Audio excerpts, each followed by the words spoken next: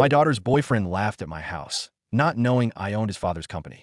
The faint, familiar scent of old paper and brewing coffee hung in the air of my living room, a comforting aroma that had defined my home for 2 decades.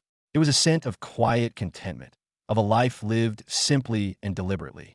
But that evening, it felt different, charged with a nervous energy I hadn't anticipated.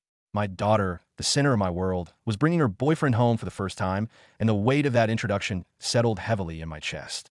I am a 52-year-old man, and I never imagined that a single 20-minute conversation was about to detonate the foundations of my relationship with my daughter and teach a spoiled brat named Brett the most brutal lesson of his young life. My daughter, Sarah, had come home last Tuesday, her face lit with the kind of incandescent glow that only young love can produce. She'd been talking about Brett for 8 months, her voice filled with a breathless admiration that I, as her father, found both endearing and slightly concerning.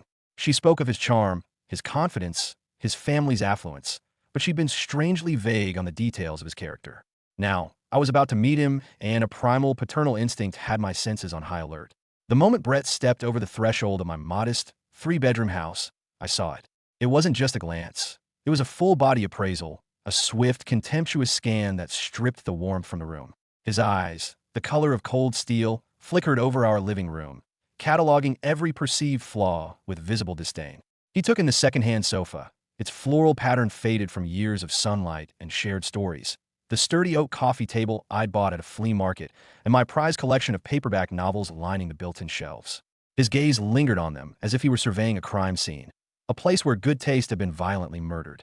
I saw the subtle curl of his lip, the almost imperceptible tightening of his jaw. He was judging my life, my choices, my very worth, all within the span of 10 seconds.